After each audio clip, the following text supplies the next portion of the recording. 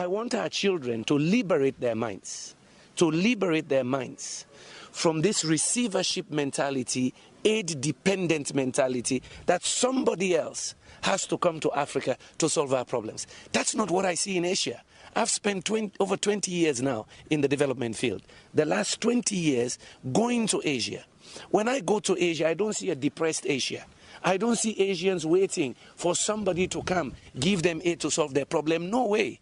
I see Asians thinking competitiveness, technology transfer, trade, and they're ready to be creative to compete.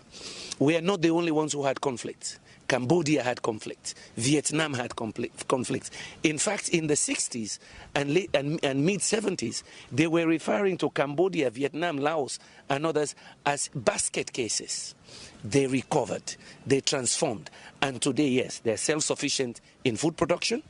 They're major industrial hubs for producing goods and services which are bought by rich OECD countries. What am I saying? None of us are destined to be poor. No nation is destined to have disease, disasters, and death only. It depends on the creativity and the determination of their people. And for us, the difference between us and many Asian countries is that God gave us everything. And you heard me talk about the Garden of Eden syndrome. And that is not from me. That's from Ali Mazrui back in 81. Because God gave us everything. Every season something grows, and the minerals are everywhere. My country, they just discovered one of the largest species of diamond ever in the world, 706 carats. They just discovered it last week. God gave us everything. So somehow it seems our creativity died. Somehow it seems we are not as aggressive and ambitious as we're supposed to be. I want our children, since we may have failed them with all these isms you mentioned, yeah?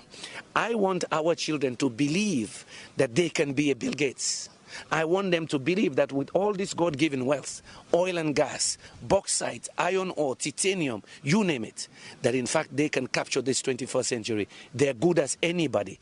If I can leave poor Sierra Leone, that has been ranked at the bottom of the heap for almost 3 decades, we're amongst the 5 poorest.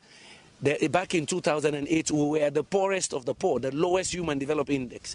If I can defy that and go to such a level globally, it means any kid can do it. And I don't want anybody making our kids depressed, less creative. That's why I chose that topic. And Ghana, in particular, is a good choice, because you have led the way in many things. Your vision, in fact, of Kwame Nkrumah was 50 years before he's, ahead of time. But Ghana is in a position today, with your newfound wealth of oil and gas and your strong agricultural base, to say, fine, we show the rest of Africa what it means to be successful. That is very interesting. Frankly speaking, you've just mentioned oil. I was going to ask a different question, but I'll just touch it briefly and then we go back. In 2010, you were here.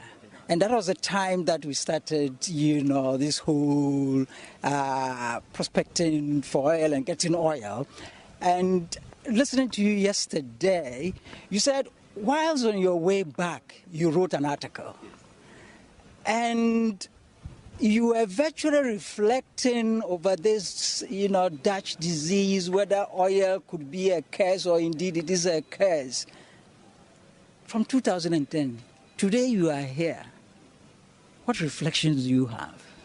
Well, let me put it in context. I had the privilege then. Kofi Annan had invited me, Excellency Kofi Annan, Ted Turner, the billionaire founder of CNN, and I was here with Andrew Young, one of the civil rights liberators in America.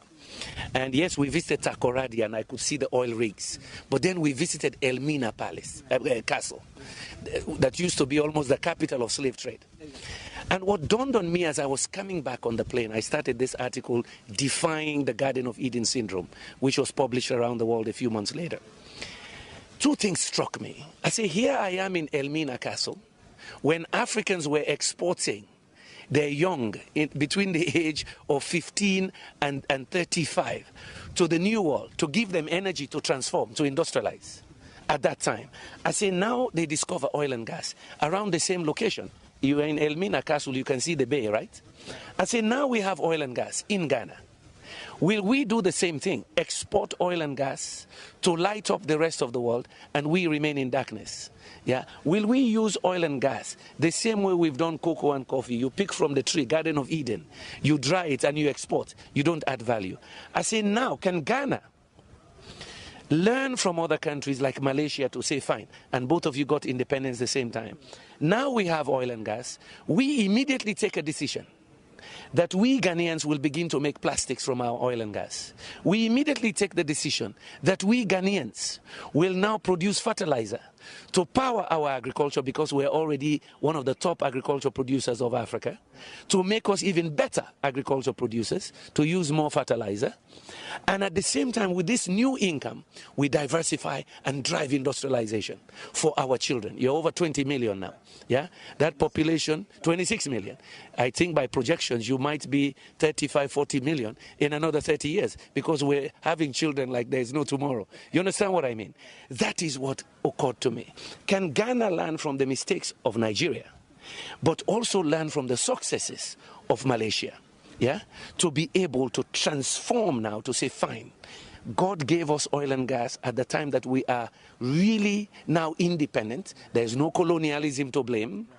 That we use this resource to propel our economy, and it is not unique. The Norwegians did it. The Malaysians, Petronas was a small player. Petronas, when they discovered gas in Malaysia, they didn't kill agriculture.